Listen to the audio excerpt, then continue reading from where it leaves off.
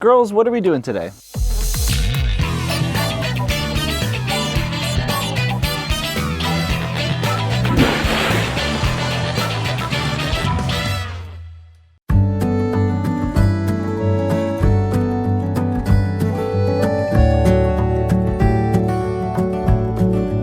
Good morning. Hi. Hi, Morgan. I'm Shirley. Sierra. Hi, Sierra. I'm Shirley. Kevin, so nice to meet you. Nice to meet you as well. So, welcome to Otter Outlook. We have 4 southern sea otters. They were all rescued as stranded pups. So that's Coco right there. And Mocha is our lightest colored one. Pumpkin is our youngest. She's 4 years old. She's our most curious one. But you can see as they come up out of the water just beads off of their fur, and that's due to the guard hairs that repel the water. They have the most dense fur of any animal on Earth. There's Coco. I think she knows you all are going to feed them in a second. They don't have a blubber layer like other marine mammals. They depend on that really thick coat. They spend about half of their day grooming that coat. It has to be absolutely tangle-free. Would you like to feed these animals? I think before we jump in, I mean, the food looks delicious, and I'm so sorry, guys.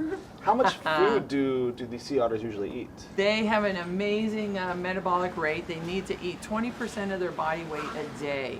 So, Mocha, she's our largest. She's 53.5 pounds. She eats 6.5 pounds of food a day. That includes shrimp, clams, crabs, urchins, green mussels, squid, abalone, scallops, octopus. Pumpkin, who's our youngest, she eats 8.5 pounds of food a day. So it's a lot of food. It's a lot of food. Yeah. It's like, imagine if you weigh 100 pounds, then you would eat 20 pounds of food a day. Crabs is one of their #1 prey item in the wild. In the wild, they'll hold a rock in their pocket. So you'll see that they have an extra fold of skin that goes right across their chest, and they can hold a rock in that pocket, and they can go down and hunt and forage for food, and then use that same rock when they come up to the surface to help break open that crab. So you can see that otters are playing over in the ice bin. Ice is one of their favorite enrichment items. And then Pumpkin has that orange barrel that she really likes to tow around. You may see her do that. We call her our interior decorator because she likes to put it up on the surface and then take it in the water. But you can see that as they swim around on their backs, that's how they eat. They dive down for food, and then they'll come up to the surface and they'll eat immediately, because in the wild, when the females have a pup, she needs to eat between 30 to 40% of her body weight a day. So that's a lot of food. So much food. And we keep this water chilled. It's about 60 degrees. In the wild, they come from an area that the temperature is about 50 to 60-ish degrees. So this water is chilled. One thing that we always are looking for is the condition of their coats to make sure that it's absolutely tangle-free and that they're grooming properly and keeping them warm. What would happen if they're tangled? Water would get close to their skin. So some environmental factors that would tangle up their fur would be if they would come across an oil spill, which would be detrimental to this population. This population is mainly found along the Central California coastline.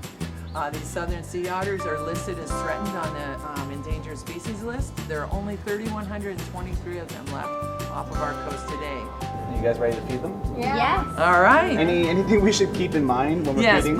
please keep your fingers on this side of the plexiglass. And what you're going to do is keep your hand below the feeder hole, and then you're going to just offer up the clam just like this. And we'll see if we have a volunteer.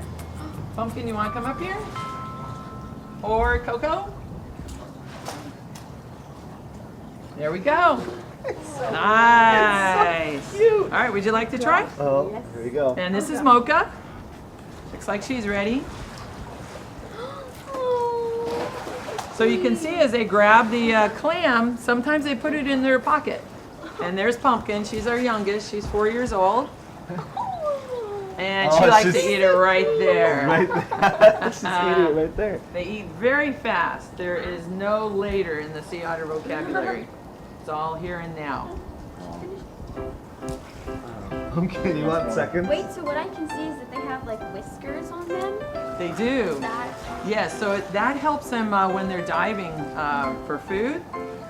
They can dive upwards of 80 to 100 feet. And they not only use their eyesight, but also those whiskers, and then also you can see their forepaws. There's a rough part of their forepaws, and that's actually sensory. It's little sensory pads. They can grab things. It tells their brain if that is an edible item or not. They also have retractable claws that can scrape out the meat out of shells of any crabfish or shellfish that they acquire. She wants more. And then just feed it present. Sure. Would you like to feed Pumpkin again? Pumpkin. Mocha has a really full-bodied grizzled look. She started lightening up when she was about 2 years old. But I was going to say about their teeth. You want to give Coco another one? Their teeth are made for crushing, so they have some pretty gnarly canines that are blunt. And they have a few incisors, and then the rest of their teeth are molars. So Aaron's about to give them their crabs. There we go. This is a nice, these are called Jonas crabs. They're Dungeness crabs, so they're nice and large. Oh. And so you're going to get a real treat to see how they go through these crabs. So like I was saying, in the wild, they probably have like a top 10 list. Crabs is definitely top of the list, followed by abalone, clams, mussels, sea stars. Oh, there's a prize Is that you item. put 4 crabs in? One for each? I think Pumpkin got 2 of them. Oh, they're just resting on their stomachs. Yes. So that's what they do is they will take this food, and yes, their abdomens are like a little tabletop. And you can see as they go through the crabs, they're going through the legs first, and they're going through the claws, and then in Clover's case, she'll eat the whole body. But Mocha across the pool, she just likes the crab claws. So you can see what she's doing over there. She's using the edge of the pool as a hard surface to help crack open that crab. In the wild, they would have a rock. So what can we do as just people like to help the otters? That's a great question.